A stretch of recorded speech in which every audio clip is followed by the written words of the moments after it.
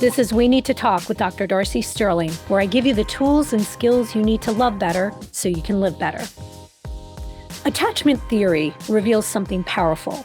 The bonds we form with our caregivers as children creates a blueprint, a map for how we trust, connect, and build relationships throughout our lives. By the time we reach adulthood, we have developed what is called an attachment style. And just to keep things simple, that style will either be secure or insecure. Now, this attachment style shapes how we seek closeness, how we handle conflict, and how we navigate the emotional complexities of our adult relationships. But here's the thing. We are not trapped by the attachment style that we inherit from our childhood. Healing is absolutely possible, and it often happens through our adult relationships. When we choose partners who help us feel safe, who show up for us consistently, who speak the truth, and who navigate conflict in ways that makes us feel seen rather than abandoned or criticized.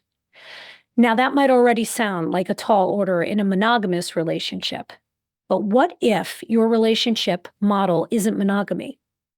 What if, despite carrying the weight of an insecure attachment style or a history of trauma, the kind of relationship that you crave involves having multiple partners? Can you still find emotional security and healing in a non-monogamous relationship? That's where today's conversation gets really interesting. For people with secure attachment styles, non-monogamy might feel more intuitive. They can handle trust, openness, and emotional regulation across multiple relationships. But for those people with insecure attachment styles or unresolved trauma, non-monogamy can actually amplify challenges like jealousy, fear of abandonment, or emotional withdrawal. Today, we're diving into this with Jessica Fern, a therapist who has dedicated her work to exploring the intersection of attachment, trauma, and non-monogamy. Her book, Polysecure, shines a light on how we can build emotional security even in non-traditional relationship models. Jessica, welcome to the show. So for listeners who might be unfamiliar, can you explain how attachment styles develop in childhood and why they play such a significant role in our adult relationships? Yeah, so attachment styles, they become the template. So how we get treated in childhood becomes the template for what we expect in our adult relationships. So basically, if we have caretakers that are responsive, emotionally attuned, they're warm, they're kind, they're soothing to us, we feel protected and safe with them. Most of the time, of course, this isn't all of the time, but when we get that foundation, then we feel safe to be in the world. And we feel safe to be vulnerable and open and take leaps and be courageous with others as well, right? And we'll have a nice balance of I can be alone and I can also do connection. It's not one or the other, right? We can have that fluidity of back and forth when we feel safe and secure. But half the time, that's not what happens for many different reasons. And so if our parents weren't available or attuned or responsive in the ways that we needed, if there was neglect or abuse, then we don't feel safe with them. And then we don't feel safe necessarily within ourselves and within the world. And then we grow up to expect, I'm not going to be treated very well, or I can't rely on people consistently or at all to care about my needs or tune into my needs. And how does that change the way we then behave in adult relationships? So there's the different insecure attachment styles. So there's the anxious preoccupied, where we might leap forward. We're too much out of our own skin and into our partners, where there's a lot of preoccupation. What are they doing? What are they not doing? Are we okay? Am I okay? We got this once, but is it going to be here tomorrow? Like there's a lot of in someone else's business, right? Or just fear that things won't stay. The other end of that spectrum of insecure attachment is the more withdrawn and avoidant, which is not this too much into my partner. It's actually too far away, right? Leaning away, avoiding conversations, avoiding intimacy, not wanting conflict, which of course most of us don't want. Right? Correct. Right. And it can be more of an island unto oneself. And so when that becomes your template for how you move through the world, I I know, having studied it myself, that really poses challenges for one's partner. If someone has an insecure attachment style, how might they experience non-monogamy differently from someone with a secure attachment style? If someone has more of the anxious, preoccupied style, they're probably going to, on the surface at least, feel more jealousy, feel more threatened by the presence of others. They're going to want to know more than maybe they even need to know, or they're going to be like kind of micromanaging maybe their partner's polyamory because they want to it's coming from fear, right? But then it can look like control. They might really want to know their metamorphs, right? And know details that maybe, again, might be more private. Can you explain what a metamor is? Yeah, that's your partner's partner. Got it. So if you're dating someone, it's who your partner is dating as well.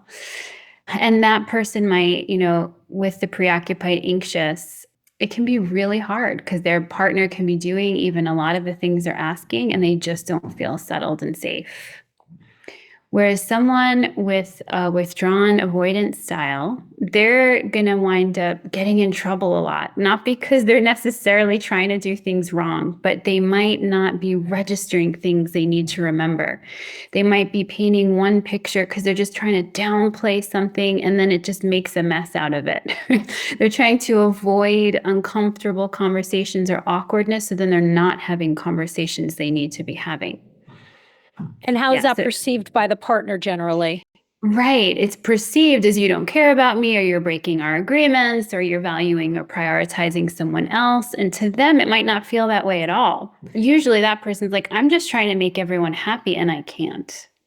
They usually can feel torn between too many people. Yeah. You carved out this interest in your specialty of attachment styles and how it fits with our relationship models of preference, whether that's monogamy or non-monogamy. What prompted that interest? I'm curious. Yeah, it feels like it came to me because I was working with non-monogamous clients as a psychotherapist in Boulder, whatever years ago that was. And as I was exploring, why is this hard and what are they needing support with? It quickly became apparent, they're describing to me attachment insecurity. They're describing even feeling secure and now feeling insecure, that the changing of the structure was what did it, or the changing of the structure from monogamy to non-monogamy exposed personal insecure styles, right? Because it can be our own history or it can be what's going on present in our relationship. So it just, as I'm trying to help my clients, basically, it's like, this is what's going on. And when I use the attachment techniques that I had learned, things really started to shift for people. And so based on that, you started employing attachment theory in your work with non-monogamous couples. That's right. And how did you find the use of attachment language to be effective with people? It was very problematic in terms of when I would tell people, hey, read something on attachment. And they'd come back and be like so discouraged because they'd say, we can't do half the things this book tells us to do because it's basically telling us to be monogamous or it's describing things that you could only do if you're in a marriage. And I have a marriage and maybe 2 partners I'm not married to. So that really exposed the issue for me. Wow, there's so much mononormativity in these attachment recommendations of how to create secure attachment. So then I took it upon myself to say, okay, how can I pull out the mononormativity and keep the gems of attachment, connection, and cultivating secure functioning together? And then so that's what I created. That's so interesting. And then you birthed Polysecure, your book. Right. And in Polysecure, you talk about how unresolved trauma can complicate relationship dynamics, especially in non-monogamous relationships. Can you explain how attachment-based trauma shows up in these relationships and what people can do to address it? Yeah. So, of course, attachment-based trauma shows up in all relationships. But what happens in monogamy is often the structure creates a false sense of safety. But I can rely on the fact that we're married forever, or that we have a bank account, or have the other structural things like a home or kids. And so what I saw is that as that structure was removed, people started to realize, I don't actually feel that safe and secure with my partner. They're not very available or attuned, or I'm not very responsive to them. So realizing that in this relationship style that doesn't have the same kind of communal, societal securities, that people need to focus more on the emotional aspect of attachment than the structural aspects of attachment. What do you And mean by non-communal? Can you explain that a little bit? yeah, so legally, you can get married to one person, and that comes with a lot of supports. Socially, economically, politically, there's a lot of supports and sort of credit you get, right? There's the +1 expectation at events, right? You're going to come. There's the expectation among family. Like that whole people talk about, I was just hearing someone say, I'm the only non-married person in my generation, and I'm still seen as a kid, right? Even though they're 40 years old, right? Yeah. So just the way that community and society really structures itself around the monogamous nuclear family. Right? The way our homes are built, how many bedrooms there are that have a bathroom, all of these things. So what can happen in non-monogamy is there's more people involved, so there can be more pressure. There can be more triggers. There's more stimulation, so to speak, right? Because I'm dating this person over here, and then there's their partner, and then I have my other partner, and they're dating someone, right? It's more complex. And so if there's trauma in our history, we're more likely to get more triggered when we're in a more complex dynamic. That's a neutral statement in terms of, for many people, even if this is difficult, they see it as, wow, this was an evolutionary request, right? This was an evolutionary opportunity to realize they had trauma they still needed to heal. Meaning that the being in a non-traditional, non-monogamous relationship exposes the wounds that they didn't necessarily know that they had, and it gives them an opportunity to then heal. Exactly. But it can also be very difficult because it's sort of a boot camp that you have to do in your own healing or your own leveling up of managing the different aspects of yourself that still need attention, right? Or that aren't showing up the way that you would like in relationships. Yeah. Yeah. You mentioned that non-monogamy can actually be a path to healing, even for people with insecure attachment styles.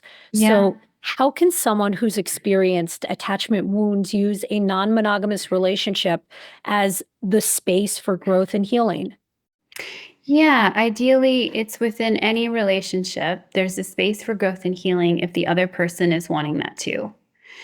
And there's a mutuality of all involved to say, this is allowed here, right? Your wounding's allowed. We can process it. We can talk about it. I want to show up and meet your needs the way they maybe never were met before. So I can give a personal example that comes to mind where in monogamous relationships, more of what would get triggered for me was wounding around my parents. But once I was in non-monogamous relationships, the wounding around my step-parents is what arose because it mimicked. So the way my dad would split between me and my stepmom, or there would be now this competition of there's time for me or not time for me because he has to tend to the other family now. Right? That never arose for me in a monogamous dynamic or relationship. But now suddenly I'm having to negotiate with my partner, their partner's time, and all the stepmom trauma was there.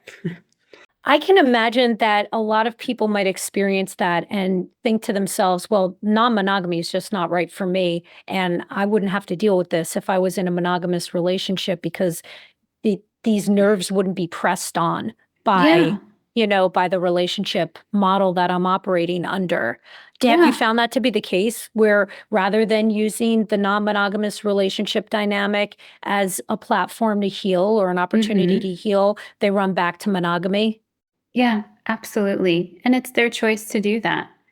So I've even seen people who have been polyamorous for many years, And then some more of these things start to happen, and they say, I just need a pause. And sometimes it's just a few months, even, right? I'm thinking of a couple where one of the people in that dynamic was just getting really overwhelmed, having a lot of trauma responses, and then needed to do several months of ketamine psychotherapeutic trauma healing. And then was like the one that was like, okay, I'm ready. And back, here we go. They had to take a break from it. Then synapses were firing and dots were being connected, and then they went back to it. Yeah, and I want to be careful about like using non-monogamy, this phrasing, as if it's a tool for my betterment. Like some people, that's how it's experienced, but for this person, it's who they are. Mm-hmm. Fundamentally, they are this way, but sometimes they were having trouble in their life because of many things. It was like more than one partner was just too much. Yeah. So Right? which of the insecure attachment styles do you think struggles the most with non-monogamy? I think the disorganized and the anxious preoccupied are going to have more of the bigger nervous system responses to it. Yeah, and it will be harder initially. I could probably make a case in any direction, but usually what we'll see on the surface, actually, I said this yesterday to someone. So with the preoccupied anxious, there's going to be more externalized meltdowns and explosions and the primal panic, and there'll be crying and those kind of things. Nothing wrong with that. The withdrawn styles are going to implode. Mm-hmm. And it won't look as big on the surface. That doesn't mean they're not having an enormous amount of pain and difficulty. It's just pressurizing and imploding inside. And by withdrawn, you mean the avoidant attachment style. Yeah. Sorry, I Yeah. like to say withdrawn usually because That's okay. It makes more yeah. sense. And we use so many different terms for every single attachment style that we might as well make up our own because there's no universal understanding of what they're each called. Yeah. Speaking of which, could you please just explain what the disorganized attachment style is? Yeah, so that's the third of the insecure styles. And it's usually when there's been more extreme trauma or neglect, and someone in their history, could be adult, but usually childhood, where their attachment figure was both the person they want soothing from to go to, yet that person is scaring me and they're dangerous and they're threatening. So there's this disorganization of my attachment system wants to move towards you, but my sympathetic fight or flight nervous system is telling me I've got to get away, there's danger. And it's confusing. Yeah. Right, to have both nervous systems activate with the same person. Would you say that that is the most difficult of the attachment styles to manage just any adult relationship?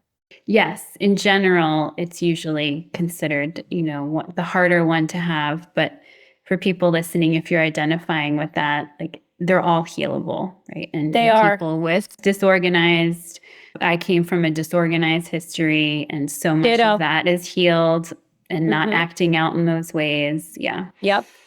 It's part of the reason I love attachment theory so much because it is so optimistic and these attachment styles are so malleable. They can heal and they can actually get exacerbated depending on who we're in relationships with. Right. Right. Our partner's style matters. It really, really does. We Need to Talk is sponsored by Mindful Care. You might remember my friend, Dr. Tamir Aldad, from a few episodes back. He just texted to let me know that Mindful Care is now accepting new patients.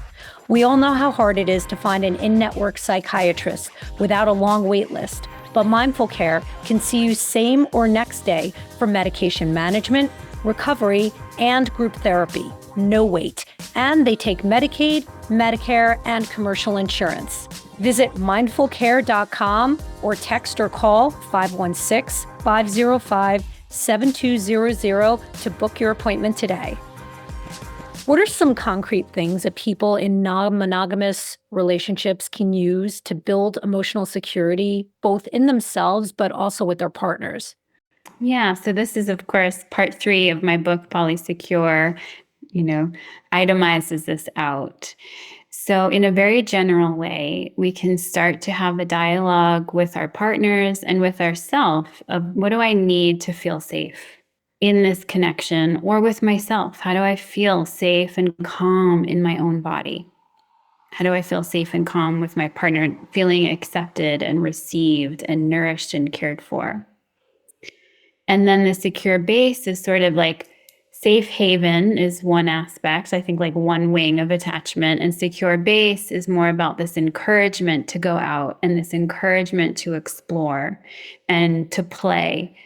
Right. So thinking of that within ourselves, right? How do I go and turn out from self and take risks or do the things that I want to do in the world? Or how do we encourage our partners to do that?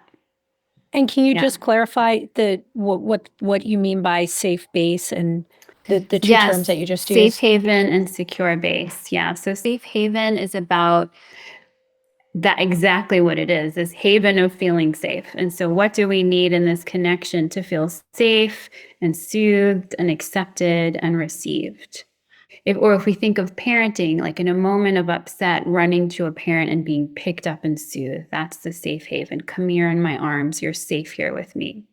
The secure base is go, go, go. Look at that. Go explore that, right? The encouragement to move beyond the attachment figure and say, go be you in the world. You can do it. Mm-hmm. And so is what you're saying that the way a person can begin to do this is are you asking them to reflect within? Yes, I'm asking them to reflect and assess, right? Doing a self-assessment. Do I feel safe? Do I have, these things I just said about what a safe haven is? Do I feel that with my partner or partners? Do I feel that within myself? What are the questions we're asking ourselves to assess that? Yeah. For lay people. Right. Can I soothe myself when I'm struggling? Can I go through something difficult and not get taken over by self-criticism? Right? Can I have a compassionate self-voice that has a bigger perspective about what's happening? Do I have the tools and capacities, right, to just do self-regulation?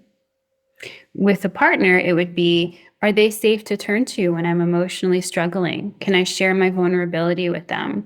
Do they accept me for who I am, not just who they want me to be? Mm-hmm. That makes a lot of sense. Will they co-regulate with me?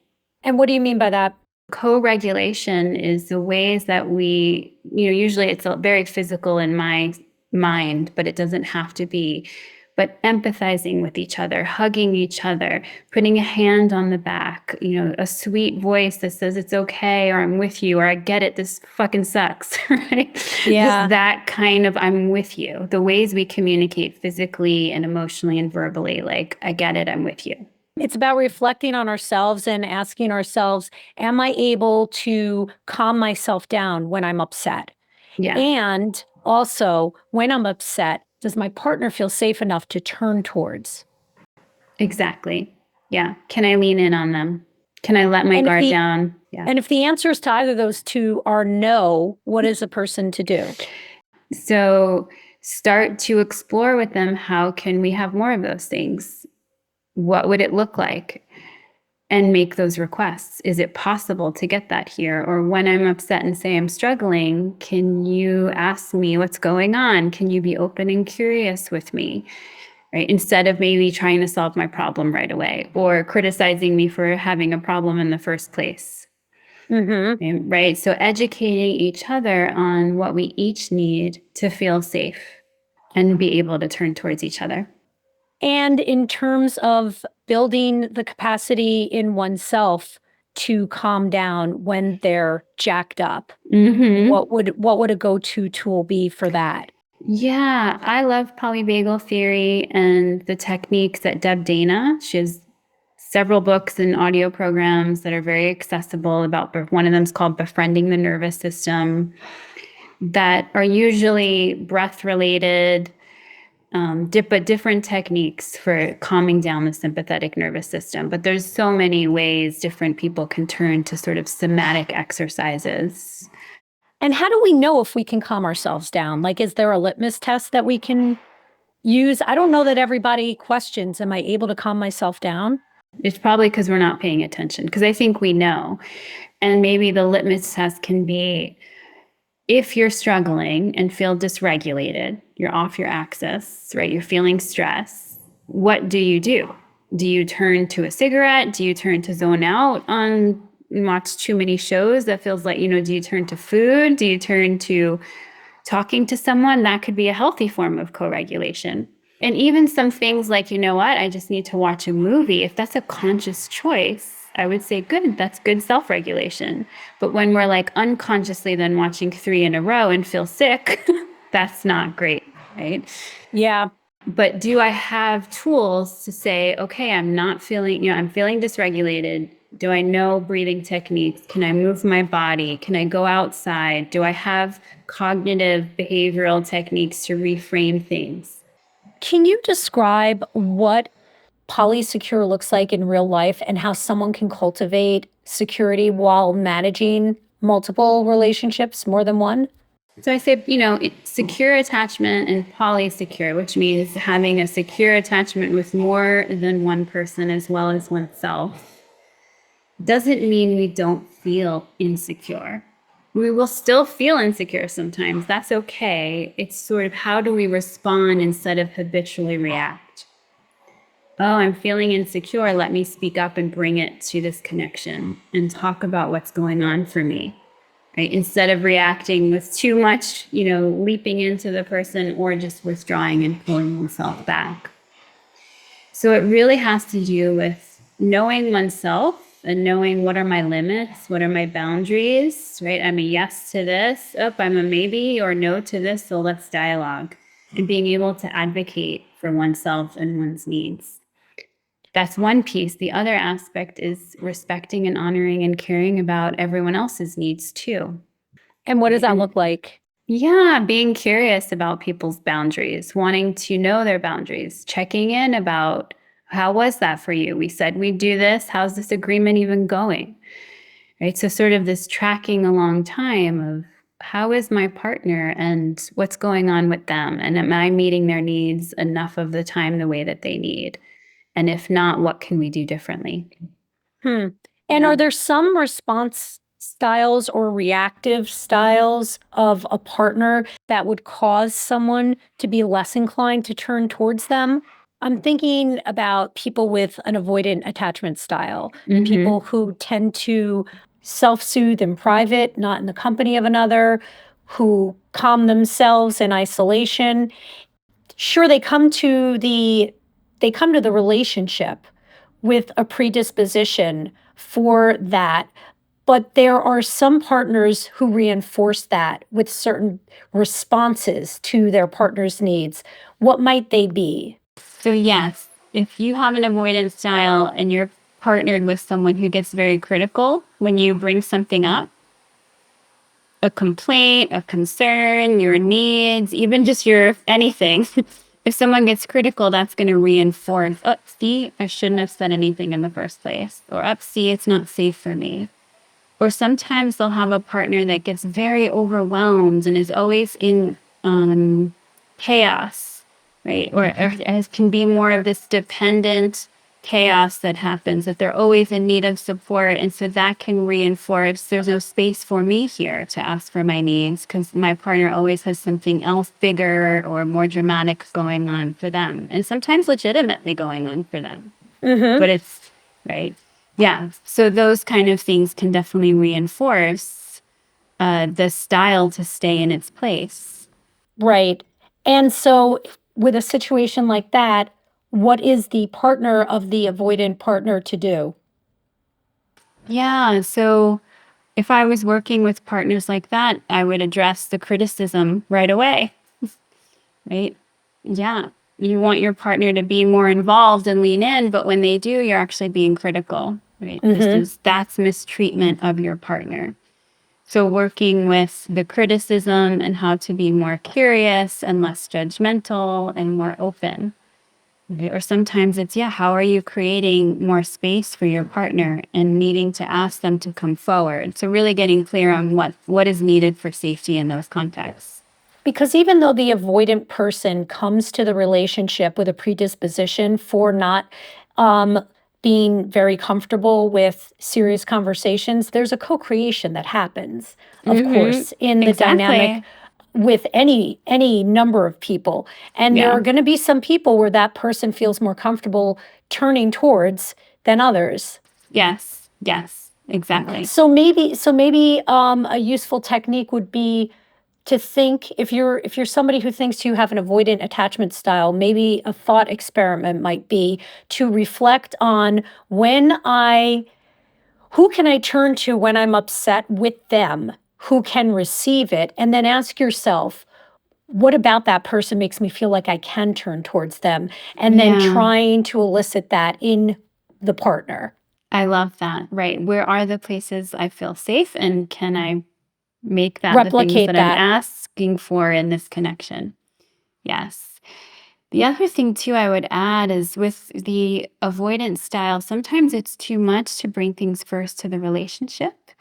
So the initial step can be, okay, when you're struggling, instead of going into an auto regulation, which would be, I'm just going to zone out and avoid it by myself. Right. So I'm just going to play 5 to 10 hours of video games, even though that's not what's maybe best for me. Right. Mm-hmm. Or what, to say, what can I do right now to process this with myself? Maybe I play an hour of video games and then I journal for 10 minutes about it. Or I Right. draw something, right? What can I do? Or I go outside and I move my body, around the block to just process through this in a way that is actually supporting and self-regulating, versus just the Rather than zoning, avoiding. checking out and avoiding it. Yeah. Right.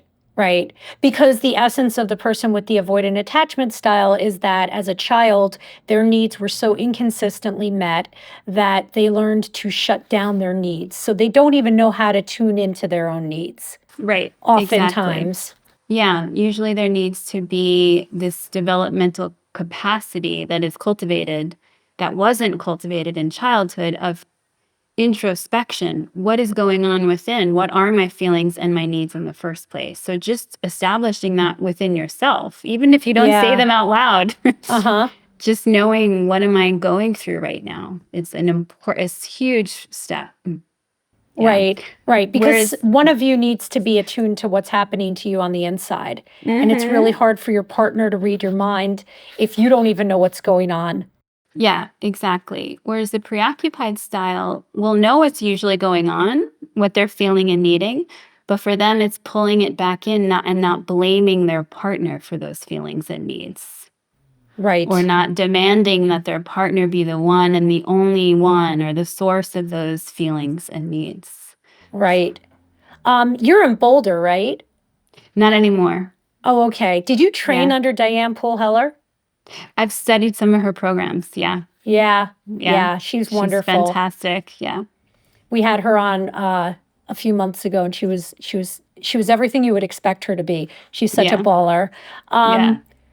One common fear in non-monogamy is this fear of abandonment or being less than compared to other partners. So Yeah. how can someone work through these fears while navigating a non-monogamous structure?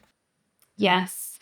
So I would do it a few different ways. I mean, one is actually accepting the reality in any relationship, monogamous or not, that our partner can leave us or our partner can die. Like, this relationship can end.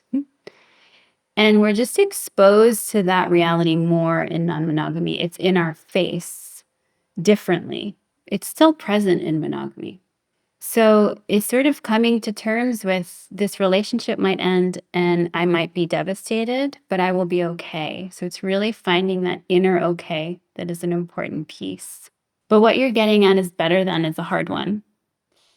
It's a really hard one, because it's a monogamous framework or a comparative framework, versus non-monogamy isn't about who's better or worse, less than or more, right? It's not thinking of it as a ranking system as much as how we're different and how we're unique and how we're special. So what I encourage is people really be explicit why someone is so special and so unique and so relevant to them in their life, so needed even. Like, you're not replaceable. You're not replaceable, even if I differently love and care for somebody else. Yeah, Yeah. that is aspirational. And when you Yes. talk about the fact that it's comparative, I mean, we live in a comparative culture. Yeah, exactly. Certainly with Instagram and social media, all the social medias. Yeah. But like, everybody's seeing curated versions of each other's lives, not the reality. And that's an ambitious goal It to. is. Right. I'm not going to say it's easy, but it is possible. And it usually becomes more meaningful. Like when you actually go through the exercise of with your partner saying why you're so important and significant and special and irreplaceable, you get a lot more than when your partner just says you're the best. Right. So Right. specificity Yeah, with any compliment is really exactly. important, so that particularly the more trauma somebody has, the more they're going to want specifics. Yeah, exactly. But there's a reality there too. Like, we're never the best at everything. I mean, that's just not possible. There's never meeting 100% of our partner's needs and being the absolute best at everything. It's not a real relationship. So compliments like "you're the best," they're empty, is what I hear you saying. Yeah, or the best at what? Right. The best You at need what? we want qualifiers. Yeah, or you're the best about, regarding something. Yeah, so it's a transition though that people have from more of the cultural things we just named, right? To start thinking differently of, yeah, maybe my partner does have a better experience one night with somebody else. That doesn't mean I'm disposable. Mm-hmm. Right. And give your partner some credit. Like if you're actually with someone who goes out and has a better conversation one night, and is ready to throw away a decade-long relationship with you, like there's some bigger issues going on here. Right. So there's usually having like we're thinking of it in this fearful, very superficial way and like deepening, like there's an entire relationship. And if someone was just going to throw it away because someone gave them better oral sex one night, then it's probably not the relationship you want to be in. Right. Yeah. Right. Jealousy is often talked about in the context of non-monogamy, but Yeah. you suggest that it's often tied to attachment issues. Yeah. So how can people use jealousy as a signal to understand their deeper attachment needs? Yeah. I like to think of jealousy as a signal, as a messenger, and to look at what it's pointing to. So sometimes it's pointing to a personal insecurity that has nothing to do with your partner. You're doing the comparison, right? She's got that type of hair and I don't, right? And we're thinking all the things that means to our partner when it might mean nothing, right? Or Right. insecure about the degree we never got, and this person has that degree I wish I got, right?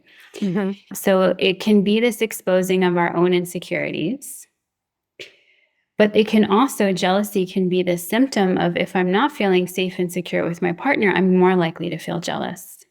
Right? I was just on a session earlier today, and the woman in her relationship said, I realize I actually want him to flirt. I have no problem that he flirts. It's just when I haven't been getting enough attention, then I get upset that he's flirting.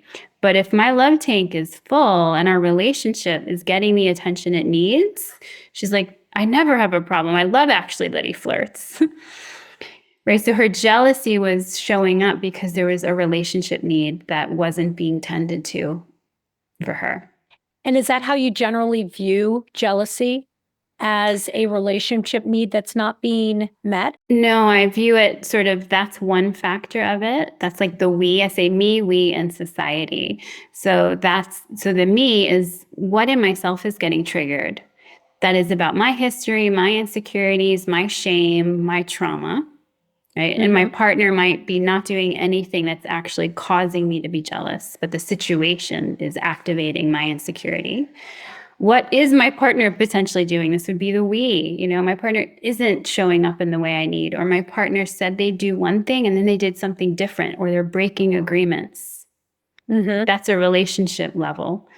And then society is the piece around the cultural societal narratives that we have about love and partnership and masculinity and femininity, and like that we're supposed to be jealous, or that it's bad to be jealous. You don't really love me if you're not jealous, or you're crazy if you're jealous. Like all of these discourses and narratives that we have around entitlement and possessiveness, there's that kind of sphere of jealousy as well. Yeah. I tend to look at jealousy as an STD. Like, you're not fixing your jealousy by controlling your partner. That's a Mm-hmm. problem that resides inside of you Yeah. by and large, especially if you've had this experience throughout multiple relationships with different people. And I have always encouraged my clients and students to do the inner work that Yeah. jealousy signals to them. But for sure, there are times when somebody is in a relationship with someone who is acting out and their partner's acting out and provoking jealousy, and that their partner would be able to provoke jealousy in people for whom jealousy is not an issue. And Right. so I think it's an important distinction to make. But by and large, I find that the people who struggle with jealousy the most have had this problem throughout their lives. It predates their current partner. And the Mm-hmm. work to heal that is very inward, less about boundarying up your partner and controlling your partner and trying to keep your partner in a place in life or in a part of the world where their light isn't so bright that they're triggering you or that they're provoking fear in you that someone else might see how great they are. Right. Yeah, I agree to a point. I mean, there's definitely the self piece, and I don't think people should try to control their partner. But there's many people that are in relational dynamics that are creating that jealousy feeling that it's actually this attachment insecurity. There isn't enough attachment security. So someone keeps feeling jealous. And there's a thing that unfortunately happens where this self work, which is correct, right, gets weaponized of like, you just need to go do this is your jealousy, go deal with it as if I have Right. no part in it as your Right. partner. Yeah. So I'd rather take a both and approach than an either or. Yes. Yeah. I like a dialectical approach to that, or to most things. Yeah. Yeah. So how does someone distill or untangle, separate out their jealousy from the stuff going on with their partner that their partner may be provoking and not creating a secure attachment? So sometimes I have people literally write out columns on a piece of paper, like my stuff and what my partner is doing. And that just distinction can help. Okay, these are my reactions. This is from my history, just like you're saying. This has been here for 3 decades. And writing that out and then saying, okay, what are the things that my partner did? And sometimes we think it's all our partner and we try to write down, we go, actually, they didn't do much. Or, whoa, they did a lot more than I realized.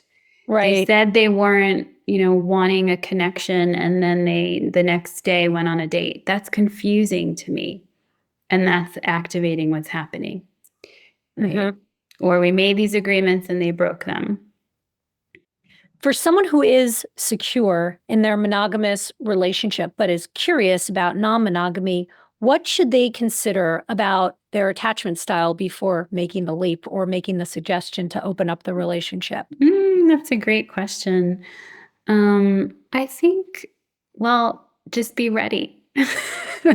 Because they might feel secure and they might actually not be in a different paradigm. It doesn't translate over. That's the point, I think, of what I've seen is we might feel secure in one paradigm of relationship, like monogamy, and then there's a transition and you go, oh, I don't feel secure here. And there's not always an easy way to predict that. Because I've also seen people who felt insecure in monogamy and they start practicing polyamory and now they feel more secure than ever. So Because they see that more people can love them and be attracted to them than just their one partner. Right. And they see that it's based on the choice of continually choosing someone versus something like obligation. Yeah. Yeah. Oh, you're with me because you actually really want to be, not because you have to be. Right. Yeah. Right. Yeah. If someone thinks that they have an insecure attachment style and they're struggling in a non-monogamous relationship, what would you say is the first step towards healing that? Yeah, I would say get help, whether that's a book, whether it's an audio program, whether it's with a professional, and just starting to understand. Like I have a workbook that goes through a lot of these questions. What is my attachment history? What is within me? Is this coming from? And what do I need with myself and with others to heal this? Jessica, where can people learn more about you? Yeah, jessicafern.com is my website. So that's the best way. Thank you so much for your time today. I really appreciate it. Yeah, thank you. We Need to Talk with Dr. Darcy Sterling is a Sterling Standard production. Editing and sound engineering is by Bart Migal. Our theme music is by Trending Music. Special thanks to Amanda Christiani and Preston Smith. If you know someone who loves podcasts as much as you and I do, show them some love and please share this with them. We'll be back on Tuesday with another episode packed with the dating, relationships, and mental health hacks you've come to expect. We'll see you soon.